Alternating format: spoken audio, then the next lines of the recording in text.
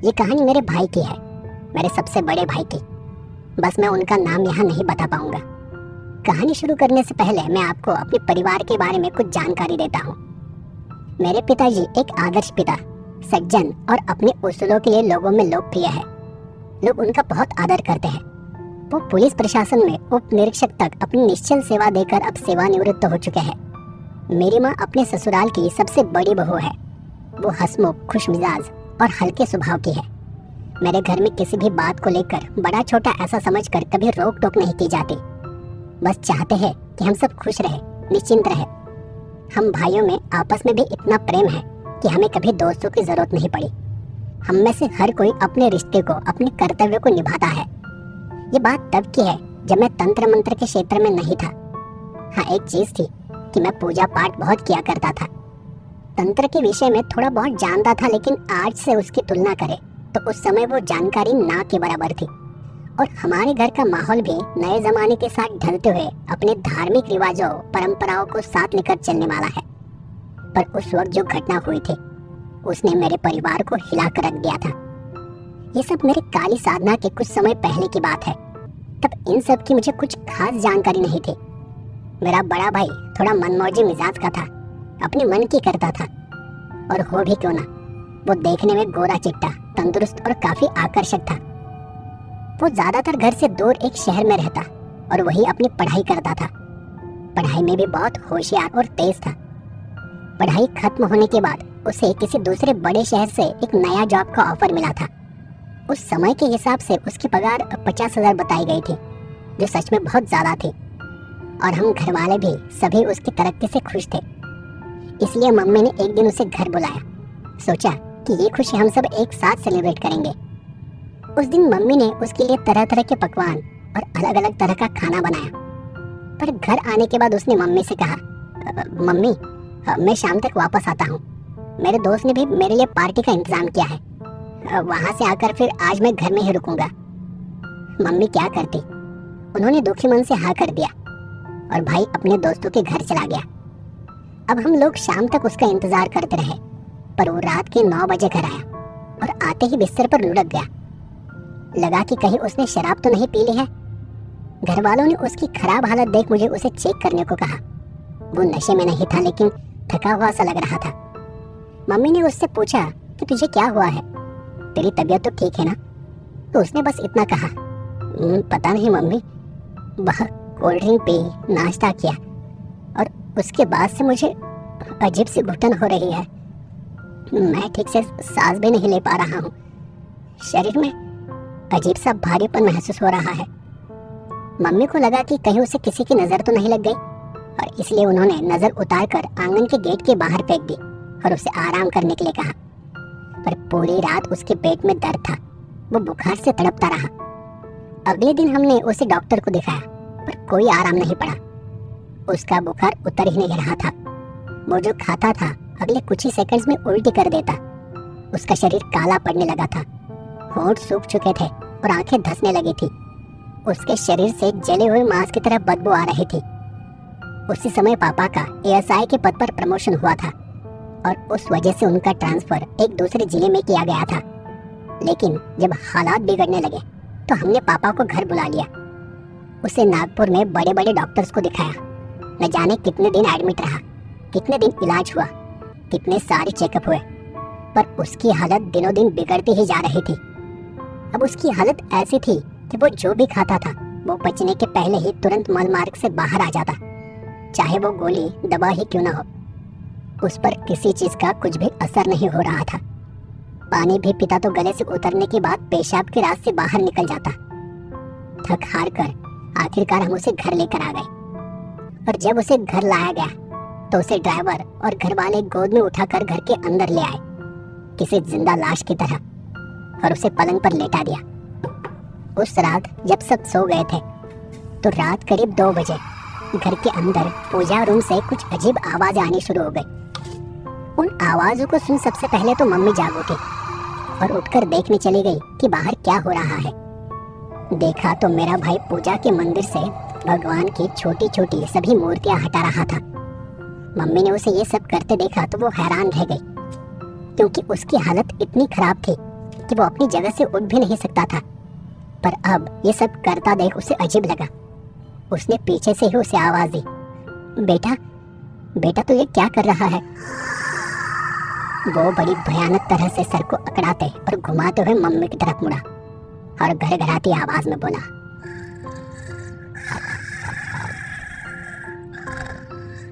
मुझे बहुत तकलीफ होती है इससे, ये सब घर से बाहर कर, वरना मैं तेरी लड़की को अपने साथ ले जाऊंगा। और वो पलटकर किसी मुर्दा लाश के जैसा चलकर वापस अपनी जगह पर सो गया। चलते हुए उसके हाथ पांव थरथरा रहे थे, गर्दन किसी मशीन की तरह हिल रही थी, आंखों में लाल चमक थी और दांत भींचे हुए थे। मम्मी वो देखकर डर से कांपने लगी और घबराकर अपने कमरे में चली गई। वो रात भर अपने कमरे में रही। सुबह होते ही माँ ने ये सब बातें हमें बताई। हमने थोड़ा सावधानी बरतते हुए भाई से इस बारे में बात की तो उसे कुछ भी पता नहीं था, कुछ भी याद नहीं था कि रात क्या हुआ था। और फिर मैंने मम्मी से कहा, ये जब से उसके दोस्तों के घर से आया है तब से ये अजीब हरकतें कर रहा है। मैं जब भी उसे मंत्र से अभिमंत्रित खाना या पानी परोसता हूँ या इसके पास जाकर मन में कोई मंत्र पढ़ता हूँ तो वो मुझे दूर करता है, थाली को लात मार देता है, एकदम से चिढ़ता है और मुझे गुस्से लाखों से घूरता रहता है। एक बार तो उसने बड़े अजीब ढंग से मुझे बोला कि ये तेरा भगवान तेरे पास रख, ये मेरा कुछ नहीं बिगाड़ सकता, तुझे जो करना है कर ले, तू या कोई भी और हमारे बीच आया तो मौत होगी, अब ये मेरा है। और ऐसा कहते हुए उसने मुझे गालियां भी दी। हम सब उन बातों से परेशान थे, कुछ समझ नहीं आ रहा था कि आखिर उसके साथ क्या हो रहा है। और उस वक्त मैं तंत्र मंत्र के बारे में इतना कुछ जानता भी नहीं था कि मैं खुद से उसे देख सकूं कि उसे क्या तकलीफ है। आखिरकार घर वालों ने उसके दोस्त को घर बुला लिया और उससे ही पूछताछ की। और उसके अगले दिन भाई का दोस्त एक तांत्रिक और उसके साथी को घर लेकर आ गया। उस तांत्रिक ने भाई को देखा और उसकी हालत को देखकर कहा, इसके पीछे कोई बहुत बुरी बला पड़ गई है, वो जो कुछ है इसे अपने साथ ले जाना चाहती है, इसे आज दिन भर मेरे साथ छोड़ दो, मैं इसे अलग अलग मंदिर ले जाऊंगा, फिर ठीक कर झाड़ फूंक कर घर वापस छोड़ दूंगा। आप चिंता न करो, कोई ना कोई उपाय जरूर मिल जाएगा। तांत्रिक की बात सुनकर घर वाले और भी डर गए, लेकिन हम सब किसी भी तरह से उसे ठीक करना चाहते थे। तो मेरे बड़े भाई को मम्मी ने सुरक्षा और देखरेख की दृष्टि से मंझले भाई के साथ भेज दिया। पर भैया के दोस्त ने अपनी गाड़ी में सिर्फ बड़े भाई को और तांत्रिक को बिठाया और वो वहां से आगे निकल गया। और दूसरी तरफ तांत्रिक के साथ जो दूसरा साथी था उसने मेरे दूसरे भैया को अपने साथ शॉर्टकट से चलने के लिए कहा कि इस रास्ते से हम जल्दी पहुंच जाएंगे। और ऐसा बोलकर वो किसी दूसरे रास्ते से निकल गए। आगे किसी सुनसान रास्ते पर पहुंचते ही गाड़ी में बैठे उस तांत्रिक ने भैया के सर पर एक नींबू रखा और उस नींबू को काट दिया। उसके सर से कुछ बाल उखाड़े और नींबू के बारीक टुकड़े कर बालों के साथ उसे चलती हुई गाड़ी से पीछे फेंक दिया। भाई का दोस्त गाड़ी बहुत स्पीड से चला रहा था। तभी तांत्रिक ने भैया से कहा, तुझे पता है कि वो कौन है जिसका साया तुझ पर है? जानना चाहता है तो एक बार पीछे देख। भैया ने उसे बीमारी की हालत में पीछे पलट कर देखा और उसने देखा कि दोपहर की तेज धूप में गाड़ी के पीछे एक अजीब सी चीज दौड़ रही थी। वो नंग धड़ंग अजीब सी आवाज निकालते हुए गाड़ी के पीछे दौड़ रहा था। उसका बदन गठा हुआ, शरीर पर सर से पैर तक भालू की तरह लंबे बाल, लंबे नाखून और आंखें लाल थी। वो कभी दो पैर से तो कभी जानवर की तरह हाथ पांव के सहारे दौड़ता हुआ उनके पीछे भागा जा रहा था और भागते हुए उस तांत्रिक के फेंके हुए बाल और नींबू के टुकड़ों को उठा उठा के खा रहा था। एक टुकड़ा उठाता, उसे खाता और फिर गुर्राता हुआ गाड़ी के पीछे दौड़ने लगता। भाई की हालत पहले ही खराब थी, ऊपर से ये सब देखकर डर के मारे वो बेहोश सा हो गया। तांत्रिक ने गाड़ी को कहीं बीच में ही रोक दिया। वो किसी मंदिर नहीं गया था। उसने भाई को पानी पिलाया और उसे होश में लाया। होश में आने के बाद तांत्रिक ने भाई को बोला, चिंता मत कर, मैं तुझे जल्दी इन सब से छुटकारा दिला दूंगा। तभी भैया ने देखा कि वो भालू जैसे दिखने वाली चीज वो रास्ते के दूसरी तरफ खड़ी है। उसे लगा शायद इसलिए क्योंकि मांत्रिक ने कुछ मंत्र किया होगा, पर तभी तांत्रिक ने भैया की आंखों पर पट्टी बांध दी। उसके सामने कुछ मंत्र बदबदाने लगा और एक नींबू का टुकड़ा उसके मुंह में डाल के पानी के साथ निगलवा दिया। ऐसा कर उन्होंने उसकी आंखों की पट्टी हटाई। अब वो चीज रोड के पास से गायब हो चुकी थी। और फिर तांत्रिक ने पूछा, क्या अब भी वो चीज तुझे दिखाई दे रही है? भैया ने अपनी गर्दन को ना में हिलाते हुए जवाब दिया, नहीं, अब नहीं दिख रहा। तांत्रिक ने उसके सर पर हाथ रखा और फिर उसे सहलाते हुए कहा, अब वो चला गया है और हमारा काम पूरा हो गया है। इतना कहकर उन्होंने उसे गाड़ी में बिठाया और भैया का दोस्त भैया को फिर से घर लेकर आ गया। मेरा दूसरा भाई उनसे पहले एक घर आ चुका था। तांत्रिक के जिस साथी के साथ वो गया था वो बीच में ही कहीं रास्ता भटक गए और उन्हें वापस आना पड़ा। घर आने के बाद मेरे बड़े भैया ने हमें वो सब घटना बताई और उस दिन उन्होंने ठीक से खाना भी खाया। धीरे धीरे उनकी हालत में सुधार दिखाई देना शुरू हो गया। बुखार भी कम होने लगा और वो ठीक लगने लगे। अगले कुछ दिनों तक सब कुछ ठीक रहा। भाई की हालत अब पहले से ज्यादा बेहतर लग रही थी। वो ठीक से खाता था, सोता था और चलने फिरने भी लगा था। लेकिन एक बात थी जो बदल गई थी। अब भाई ज्यादातर नॉनवेज खाना खाता था। हर दिन घर में नॉनवेज बनाने को बोलता। हमें लगा कि कमजोरी के कारण शायद उसे नॉनवेज खाने का मन हो रहा होगा। कभी किसी दिन घर में नॉनवेज बनाने को मना किया जाता तो वो उसके दोस्त के घर जाता या फिर बाहर कहीं से खाकर घर आता। अब वो थोड़ा बदला बदला सा लग रहा था, मानो वो इस घर का सदस्य नहीं है। पर वो अभी अभी ठीक हुआ था, कमजोर था और इसलिए सबने इस बात को थोड़ा नजरअंदाज कर दिया क्योंकि हमारे लिए वो थोड़ा नॉर्मल ही था। और ऐसे ही कुछ दिन बीत गए। कुछ एक महीने बाद एक रात घर में कुछ खटपट की आवाज से मेरी मम्मी की नींद टूट गई। सारे घर में अंधेरा था। मम्मी ने एकदम से लाइट जलाई तो सामने भाई खड़ा था और उसके हाथों में नोटों का बंडल था। मम्मी ये देखकर ही समझ गई थी कि उसने अलमारी से पैसे निकाले हैं बिना किसी इजाजत के, बिना किसी से पूछे। और वो देख मम्मी को उस पर बहुत गुस्सा आ गया क्योंकि घर में कोई भी उसे पैसों के लिए मना नहीं करता था। लेकिन भाई की इस हरकत से मम्मी गुस्से से लाल हो गई। उससे पूछा भी कि तुझे इतने सारे पैसे क्यों चाहिए, तो वो बस हंसने लगा। मम्मी को और गुस्सा आ गया और उसने भाई को पीटना शुरू कर दिया। उनकी आवाज सुनकर, वो हल्ला सुनकर मैं और मेरे भाई जाग गए। देखा तो भाई जोर जोर से हंस रहा था, हुंकार भर रहा था और मम्मी गुस्से से उसे मारे जा रही थी।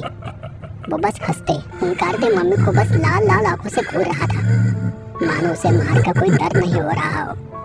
मैंने और दूसरे भैया ने मम्मी को पकड़ा और उन्हें रोक दिया। उतने में बड़ा भाई अजीब सी आवाज में बोला, पागल औरत, तुझे कुछ भी नहीं पता। मेरा सौदा हुआ है तेरे इस लड़के के बदले और ये बस मेरा है।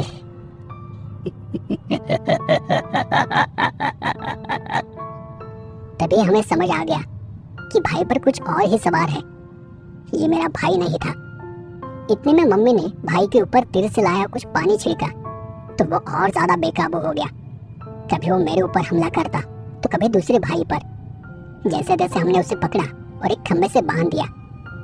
रात जब उसे वापस होश आया तो वो हमारे सामने रोने लगा और रोते हुए हमसे कहने लगा, मुझे बहुत दर्द हो रहा है, मैं थक गया हूँ मम्मी, मम्मी मुझे बचा लो, मुझे बचा लो जानवर से। अब मैं जितना जानता था उस रात घर में शंख बजाए गए, पवित्र जल का घर में छिड़काव किया गया। उस रात हम सब एक ही कमरे में रुके थे और उसी रात बीच रात मम्मी उठकर वॉशरूम के लिए बाहर चली गई। हमारा बाथरूम उस समय मकान के पीछे आंगन में लगभग 8-10 कदम दूर था। पर तभी उनकी तेज चीख से हमारी नींद खुली। मम्मी दौड़कर घर के अंदर आई और उसने दरवाजा बंद कर लिया। हम भी उसकी आवाज की तरफ भागे और मम्मी को डरा हुआ देख हमने उससे पूछा, क्या हुआ मम्मी, आप इतनी डरी हुई क्यों हो? उन्होंने घबराई आवाज में कहा, घर के पीछे कोई है मैं जब पीछे गई तो बाथरूम के अंदर से तेरे भैया की आवाज आ रही थी, मम्मी मुझे बचा दो, मुझे बहुत दर्द हो रहा है, वो मुझे ले जाएगा। मैं अपने दूसरे भाई के साथ पीछे चला गया और डरते हुए ही बाथरूम का दरवाजा खोला और दरवाजा खोलते ही मैं पीछे हटा। देखा कि भाई वही छत से उल्टा लटका हुआ था किसी जानवर की तरह। उसके साथ कुछ और था, वो जानवर है या कुछ और मुझे नहीं पता, परछाई की जैसे। पूरे शरीर पर बाल थे, लंबे तेज दांत, और उसका मुंह किसी खूंखार जानवर की तरह था। वो देख मम्मी डर से रोने लगी, कांपने लगी। हम उसे वहां से दूर ले गए, उसे बिठाया और शांत कर दिया। ऐसे ही दिन गुजर रहे थे। भैया को ठीक करने के लिए माँ पापा ने डॉक्टर, तांत्रिक, जो हो सकता था वो सब किया था। पैसा पानी की तरह बह रहा था। पापा ने अपनी पूरी सेविंग्स लगा दी, मम्मी ने अपने गहने, सोना सब कुछ बेच दिया, पर कोई इलाज काम नहीं आ रहा था। जैसे ही अमावस्या पूर्णिमा आती, मेरा भाई खुद को मारने की कोशिश करता, कभी फांसी लगाने की कोशिश करता तो कभी खुद को चोट पहुंचाता, और इसलिए हमने उसे अकेला छोड़ना बंद कर दिया था। इसी वजह से उसकी पढ़ाई छूटी, नौकरी छूटी, शरीर पूरा बर्बाद हो गया। कुल मिलाकर उसका सब कुछ बर्बाद हो गया था और वो किसी जिंदा लाश जैसा बन चुका था। वो भयानक चीज मम्मी को बार बार दिखाई देने लगी थी। एक शाम की बात है, मम्मी रोज की तरह खाना बना रही थी। उस वक्त घर में बिजली नहीं थी, बस घर में एक इमरजेंसी बल्ब जल रहा था। हम सब भाई बाहर बैठे थे। किचन में काम करते वक्त मम्मी को अचानक पीछे से कोई आवाज सुनाई दी। मम्मी ने सोचा कि हम में से कोई होगा, इसलिए उसने पलट कर देखा, और जैसे उसने पीछे मुड़कर देखा कि फ्रिज के ऊपर मेरा बड़ा भाई बैठा हुआ है, किसी मेंढक की तरह। उसकी आंखों में चमक थी, और तब वो अजीब आवाज में बोला, मुझे भूख लग रही है, मुझे खाना है। और उसी पल अचानक बिजली आ गई। वो चीज कूद के पीछे के दरवाजे से बाहर भाग गई। मम्मी घबरा कर दौड़ते हुए बाहर आ गई और हाँफते हुए बोली, वो अंदर फ्रिज के ऊपर कोई था। पर भाई तो हमारे साथ बाहर था। उस शाम मम्मी बहुत ज्यादा डर गई थी, उनका बीपी हाई हो गया था। हमने किसी तरह उन्हें संभाला, लेकिन उस दिन के बाद डर के मारे हम सब लोग एक साथ हॉल में सोने लगे। कुछ दिनों बाद फिर एक घटना हुई। एक रात मुझे प्यास लगी थी, करीब सुबह के 4 बजे होंगे। पहले मैं बाथरूम चला गया, फिर पानी पीने किचन में गया। वहां जाते ही मुझे महसूस हुआ कि एक काली सी परछाई फ्रिज के पास पेट कर कर खड़ी थी। मैंने थरथराते हाथों से लाइट जलाई, और लाइट जलाते ही वो परछाई अचानक भागकर खिड़की से बाहर कूद गई। मैं बिना कुछ सोचे वहां से हॉल की तरफ दौड़ा और वहां से सटकर मुंह पर कंबल डाल के सो गया। हमारे लिए अब ये रोज का नाटक बन गया था। कुछ भगत, तांत्रिक और घर घर घूमने वाले साधुओं को हमने इस बारे में बताया था, इस चीज के बारे में बात भी की, लेकिन ज्यादातर लोगों का यही कहना था कि हमारा वो घर स्थापित हो गया है। किसी ने घर में कोई बला रख दी है, जिसे एक घर से हटाना लगभग नामुमकिन है, और इस वजह से आखिरकार हमने उस घर को बदलने का निर्णय लिया। हमने वो घर छोड़ दिया। पिताजी ने हमारे लिए एक मकान किराए पर लिया, और जल्द ही हम सभी नए घर में शिफ्ट हो गए। नए घर में जाने के बाद सब फिर से सामान्य होता चला गया। वो मकान बहुत बड़ा था, 3 बेडरूम, एक बड़ा हॉल, एक किचन, 2 लेट बाथ, आसपास बड़ा सा कंपाउंड और एक बड़ा बगीचा। वो ऊंची दीवारों से घिरा हुआ एक सुरक्षित मकान था। घर के पास से ही एक छोटी नदी बहती थी, जो बारिश और ठंड में बहती और गर्मी में सूख जाती थी। वहां जाकर सब कुछ ठीक चल रहा था। धीरे धीरे सब कुछ ठीक होने लगा था। लगा जैसे वो साया घर से हट गया है, दूर हो गया है। और एक रात की बात है, घर में कुछ खास तरह का खाना बनाया गया था। हम सभी एक साथ खाना खा रहे थे, और उसी रात पापा भी घर आने वाले थे। मैं अपनी मम्मी के साथ रसोई में बर्तन वापस रखने चला गया, तो रसोई की खिड़की के पास हमने एक आवाज सुनी, जैसे कोई कुत्ता या जानवर हाँफता है।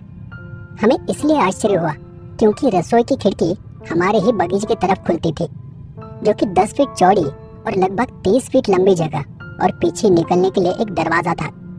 बाकी सारी जगह ऊंची दीवारें थी, तो कोई कुत्ता या जानवर अंदर कैसे आ सकता है। बाहर घना अंधेरा था। मम्मी ने खिड़की की जाली से बाहर झांक कर देखने की कोशिश की, और तभी मैंने बाहर की लाइट ऑन कर दी। एकाएक मम्मी खिड़की से दूर हटी और पीछे गिर पड़ी। मैं उन्हें संभालने उनके पास दौड़ा और उसी वक्त खिड़की की तरफ देख मेरी चीख निकल गई।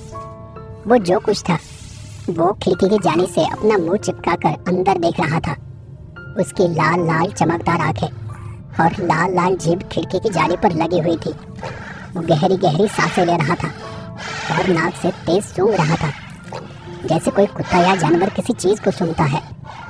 हमारी आवाज सुनकर दूसरा भाई भी अंदर आ गया। हम सब में वो अकेला था जो बहुत ही निडर था। मैंने उसे खिड़की की तरफ इशारा किया। उसने वहां देखा पर वो चीज अब गायब हो चुकी थी। फिर मेरा भाई दरवाजा खोलकर बाहर चला गया। उसने आसपास सब तरफ देखा, बाहर कोई नहीं था। वो भयानक चेहरा अचानक सामने देखकर मैं और मम्मी बहुत डर गए थे। उस रात हमने फिर वही किया जो हम पुराने घर में किया करते थे। हम सभी ने अपना बिस्तर हॉल में लगाया और वही एक साथ सो गए।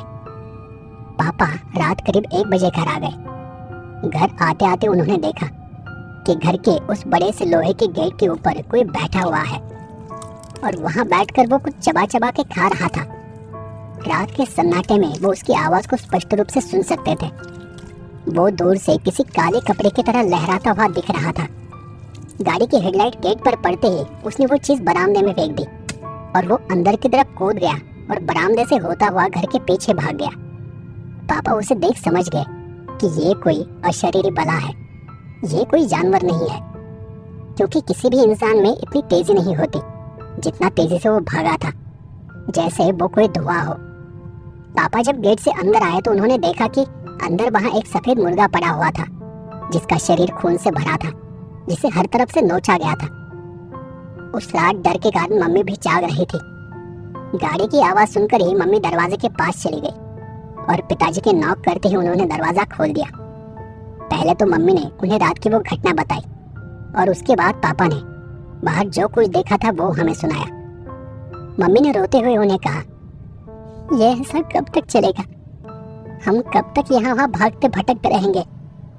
वो चीज मेरे बेटे के पीछे क्यों पड़ी है? अब तो वो अपने आप को हमें जाहिर कर रही है, हमें डरा रही है। कोई नुकसान हो उससे पहले हमें कुछ करना होगा, इन सब से छुटकारा पाना होगा। पापा वो सब बातें समझ रहे थे पर उन्हें खुद समझ नहीं आ रहा था कि वो क्या करे। पापा ने अगले ही दिन अपने कुछ जानकार दोस्तों से बात की तो उन्हें जानकारी मिली कि पंचमढ़ी पाताल कोट के क्षेत्र में एक सिद्ध तांत्रिक है और उसी दिन हम भाई को लेकर उनके पास चले गए।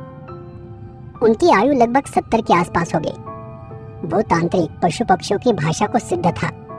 उनके पास एक बड़ा सा उल्लू बैठा था। पापा ने सुना था कि उन्हें कौवे और उल्लू सिद्ध है जो उन्हें हर बात बताते हैं। वहां जाकर हमने भैया को उनके सामने बैठाया और भैया को देख वो उल्लू धीरे धीरे गो गो की आवाज करने लगा।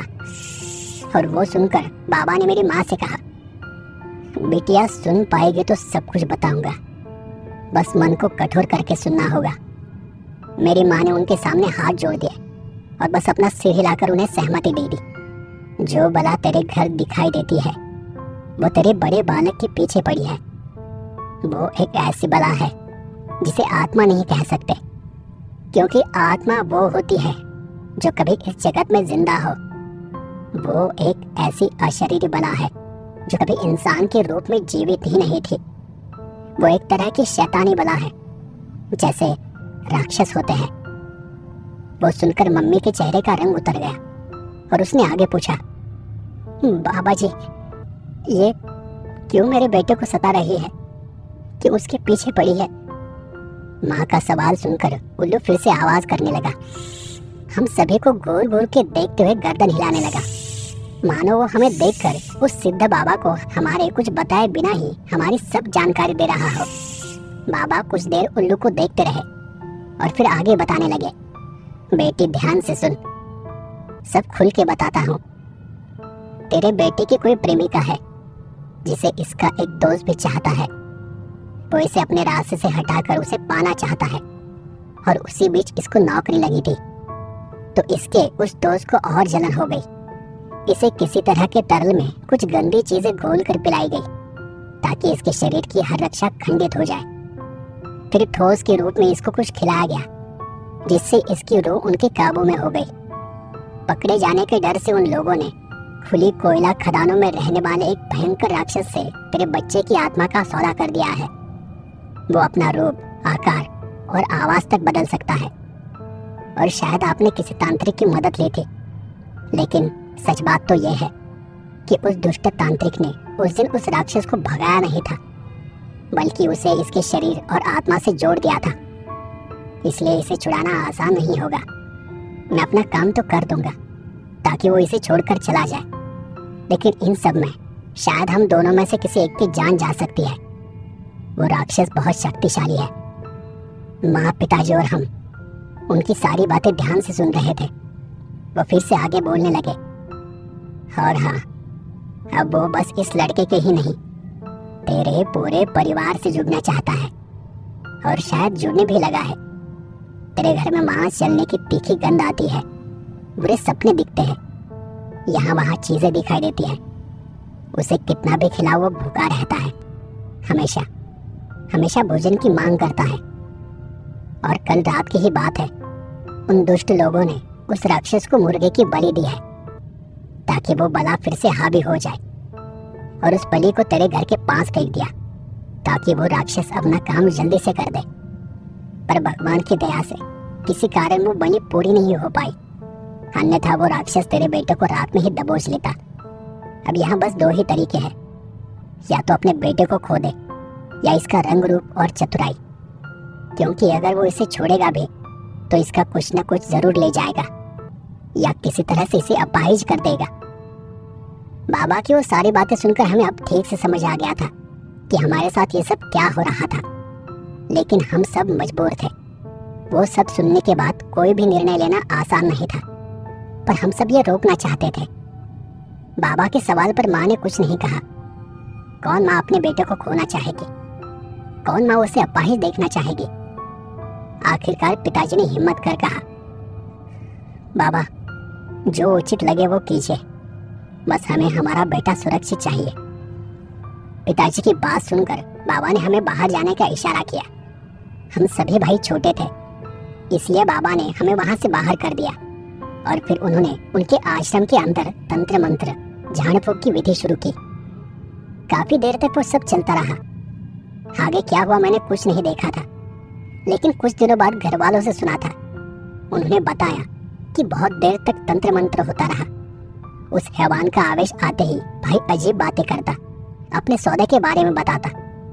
वो बाबा से बोलता था, भयानक आवाज में बात करता था, कहता, हे बुढ़े, सुन, मेरा तुझसे कोई बैर नहीं है, पर तू अगर मेरे बीच में आएगा तो तेरी आत्मा भी मेरी भोजन बन जाएगी, मैं उसे भी खा जाऊंगा।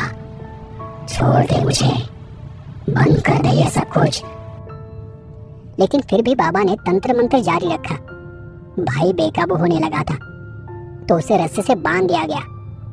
फिर लगभग 2-3 घंटे के बाद अचानक वो उल्लू भाई के पास बैठ गया, और भाई की तरफ देख वो जोर जोर से आवाज करने लगा।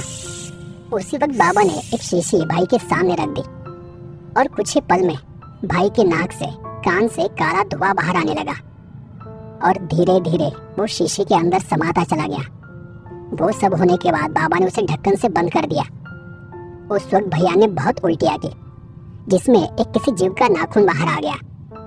उन सब का उसके शरीर पर इतना बुरा असर पड़ा था कि वो वहीं पर बेहोश हो गया। पर उसके बेहोश होते ही वो उल्लू मर गया, अपने आप ही बेजान होकर गिर पड़ा, तड़पता रहा। उस समय बाबा, जो कि ये विधि कर रहे थे, उनकी आंखों में आंसू उभर आए। उस शैतान ने उनके सबसे करीबी जानवर को अपना शिकार बना लिया था, जिनका उन्हें जरा भी अंदाजा नहीं था कि ऐसा भी हो सकता है। शायद उस जीव ने बाबा के लिए अपनी कुर्बानी दे दी थी।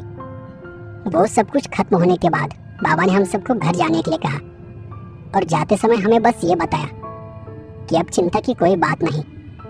शीशी को मैं किसी सुनसान जगह ले जाकर जमीन में गाड़ दूंगा। उस विधि के बाद मेरे भाई का रूप और हालत बिगड़ी थी, लेकिन वो ठीक हो गया था, और वो ठीक हो गया था यही हमारे लिए बहुत था। हालांकि उसके बाद भाई 1 साल तक ठीक रहा, पर कुछ समय बाद वो फिर से किसी दूसरी चीज के संपर्क में आ गया। अगले 3 साल तक फिर से वो बीमार रहा। तब उस पर 11 जोगन भेजी गई थी, जिस वजह से दोबारा उसका शरीर नष्ट हुआ। पर वो पहले वाला शैतान और शैतानी घटनाएं दोबारा नहीं हुई। इसी दौरान मैं भी साधना आदि के मार्ग में आगे बढ़ गया था।